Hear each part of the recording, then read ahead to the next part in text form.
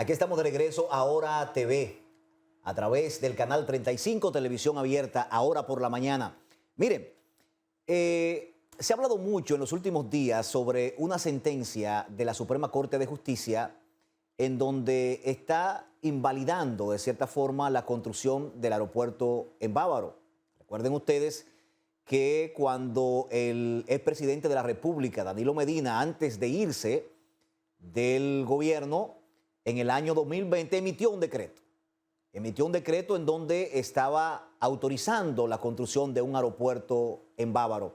Y esto de cierta forma generó una competencia empresarial desde el mismo instante en que se emitió este decreto.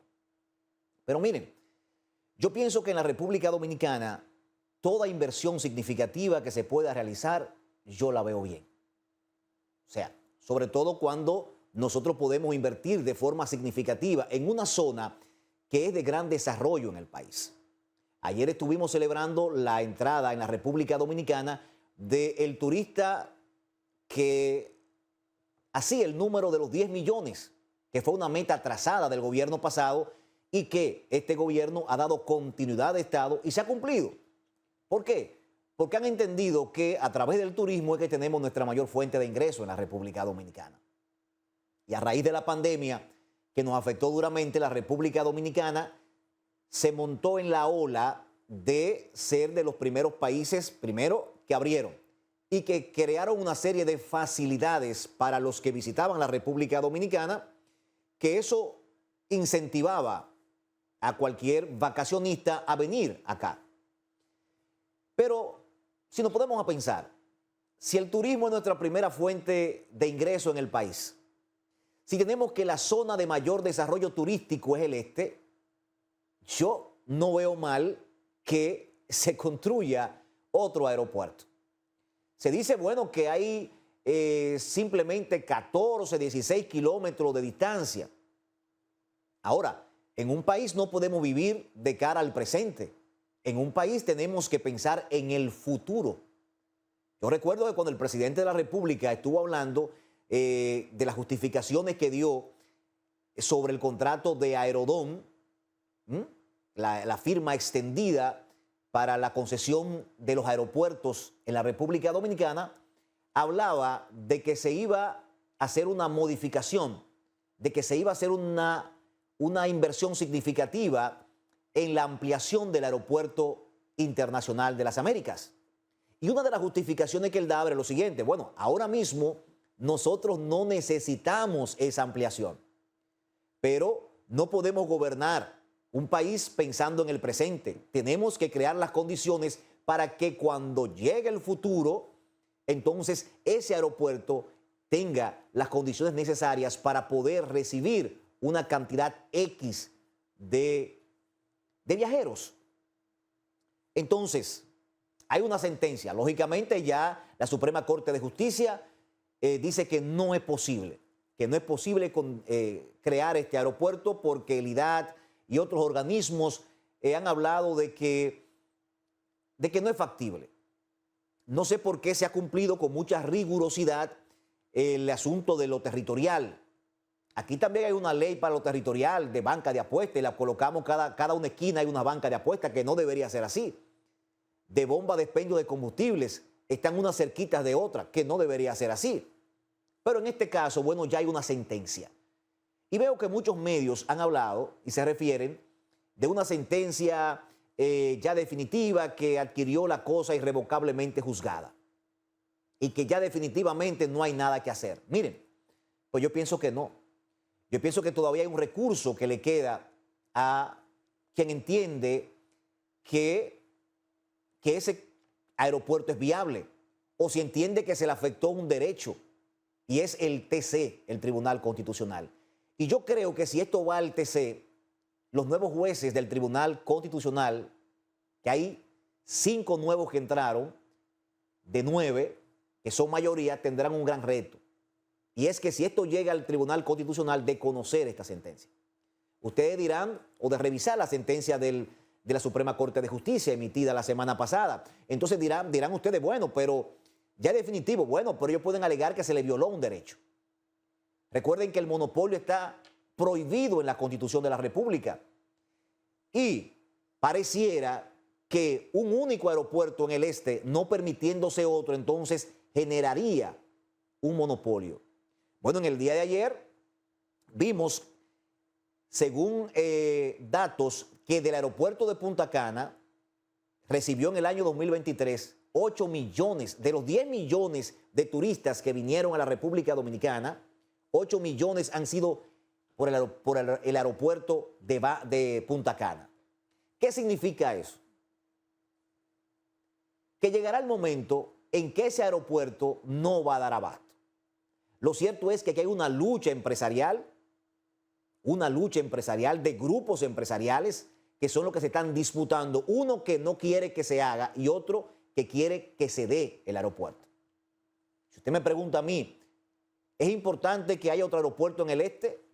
Yo diría que sí, porque va a generar empleos, va a haber una inversión significativa.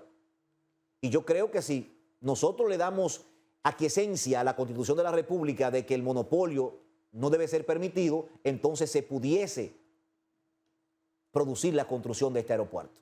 Ya hay una sentencia previa que adquirió la cosa irrevocablemente juzgada y veremos más adelante si se va a poder elevar algún tipo de recurso al Tribunal Constitucional, quien va a ser quien tendrá la última palabra en este caso. Miren, señores, me quiero referir en otro tema al activismo social.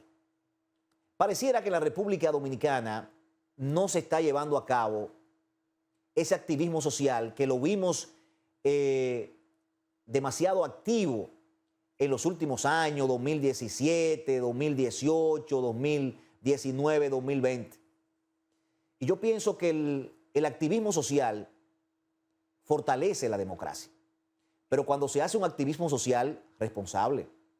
Aquí las grandes conquistas que se han producido en la República Dominicana ha sido en base a manifestaciones, a movimientos sociales que se han activado en algún momento en donde han existido males comunes en la sociedad y nos unimos para que esto sea corregido. Un ejemplo de ello es el 4% para la educación. Todos nos pusimos nuestro t-shirt amarillo, todos utilizábamos nuestro paraguas amarillo. Entonces, ¿qué pasó con esta presión que se ejerció en el año 2011? Bueno, que independientemente quien ganara las elecciones en el año 2012 tenía que aplicar el 4% para la educación. Ya que el 4% no se esté aplicando de la forma correcta, que se entienda que va a un barril sin fondo, que se entiende que hay mucha corrupción y todo el que llega ahí lo que quiere es ser candidato presidencial, eso es otra cosa. Lo cierto es que ese movimiento de las sombrillas amarillas para el 4% para educación cumplió su cometido. Cumplió su cometido, como otros más. Loma Miranda, Parque Nacional. ¿Recuerdan eso? O sea, donde hubo realmente para explotar Loma Miranda y se empantalonó la población. Y digo, no es posible esto aquí. Pero la cementera de Gonzalo, hay que recordar eso, en los Haitises, donde se prohibió eso, donde un grupo de jóvenes ahí hicieron campamento de campaña y estaban ahí permanentemente, en vigilia. ¿Y qué significa eso? Que cuando una población se une, cuando existe un activismo social responsable, independientemente del partidismo político partidario, las cosas se logran en beneficio de la sociedad. Otro movimiento también es Marcha Verde. Marcha Verde, que son de los más recientes, hay muchos que puedo mencionar. Marcha Verde, el fin de la impunidad y la corrupción en la República Dominicana. Ese era su principal emblema de Marcha Verde. Y hoy día, por ejemplo, mucha gente dice, pero ¿y dónde está Marcha Verde? ¿Dónde está Marcha Verde? ¿Por qué no surge Marcha Verde? Señores, lo que pasa es que cuando un movimiento social se activa, ¿qué sucede? Cuando cumple su cometido, ya logró su cometido. ¿Cuál era el principal objetivo de Marcha Verde? Bueno, sacar primero al PLD del poder. Y supuestamente, bueno, acabar con la impunidad y con la corrupción en la República Dominicana. Esa era su lucha. automáticamente sale el PLD del poder, Marcha Verde no existe. Pero no es que los activistas de Marcha Verde no estén ahí. No es que los activistas de Marcha Verde lo estaban haciendo con un índole político. No necesariamente. Hay mucha gente que se cuela en eso. Hay mucha gente que se disfraza de activista social. Si ustedes ven, por ejemplo, las redes sociales de mucha gente, ustedes ven en Instagram y dicen activista social, porque fueron a la Plaza de la Bandera. Un día. Eso no son activistas sociales, ¿no? Usted participó en una marcha un día, usted participó en algo un día, pero no usted es un activista social. Activistas sociales son aquellos que están del lado del pueblo, independientemente de quién sea el gobierno, independientemente de quién esté gobernando, qué partido esté ahí, no importa el color, lo importante es qué se está haciendo a favor de la población. Ahora, ¿se ha acabado la corrupción en la República Dominicana? ¿Existe impunidad en la República Dominicana al día de hoy? Yo pienso que sí. Yo pienso que en la República Dominicana tenemos que luchar mucho para poder lograr erradicar o finalizar con la corrupción administrativa en el país. Hay que luchar mucho y se necesita de muchos movimientos sociales.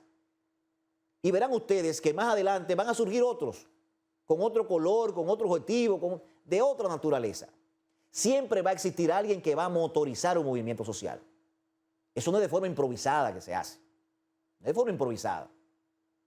Eso se hace planificado. Y por ejemplo, yo que he analizado mucho el asunto de los movimientos sociales, el cual he elaborado 2 tesis. En ese sentido, los movimientos sociales, a través de ellos es que se pueden producir transformaciones reales en una población. ¿Cómo se pueden producir transformaciones reales en el país? Bueno, mediante presión social, que lo ejercen los movimientos sociales, mediante acuerdo político o acuerdo económico, con esos 3 factores. Simplemente. Ahora, pero con el movimiento social, tanto el empresarial como el político no pueden estar de acuerdo con lo que quiere ese movimiento social y se va a llevar a cabo. ¿O no recordamos que en el año 2011 el expresidente de la República, Leonel Fernández, se oponía rotundamente a entregar el 4% para la educación? Se oponía. Y no importó que él se estuviera oponiendo a eso. Se logró el 4% para la educación y se firmó un pacto que independientemente quién ganara las elecciones en el año 2012, tenía que aplicar el 4% para la educación. Ahora, yo me pregunto, y es lo que se pregunta mucha gente, ¿se han terminado los problemas en la República Dominicana? Yo pienso que no. Entonces, mucha gente de esas que decían que eran activistas sociales, ¿eran realmente activistas sociales o eran oportunistas sociales? Que hay muchas diferencias de uno y de otro. Yo pienso que la República Dominicana está en una transición que surge un gobierno en el año 2020 y lógicamente en 3 años, por más que se diga que fue lo que se hizo, esto es lo primero que hemos hecho en la historia de la República Dominicana. Eso es mentira. Ahora, mucho se ha hecho, mucho se ha logrado y mucho se ha transformado.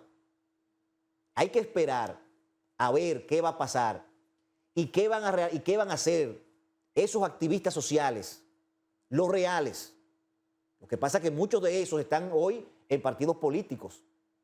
Muchos de esos están aspirando a la presidencia de la República. Muchos de esos son funcionarios de un gobierno. Entonces ya cuando tú te involucras en el Estado, es mucho más complicado. Porque la lucha social no tiene nada que ver con el Estado. Quiere producir transformaciones para el pueblo, pero cuando tú ocupas una posición en el Estado, en el gobierno, tú no puedes hacer las transformaciones porque una golondrina no hace verano.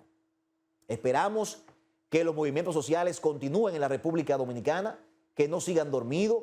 Hay mucho por qué luchar, hay muchas cosas todavía que no se han corregido, porque esto no es de forma, es de fondo, Señores, vamos a la pausa. Esto es Ahora por la Mañana a través de Ahora TV 35, televisión abierta. Regresamos en breve con mucho más contenido de este espacio.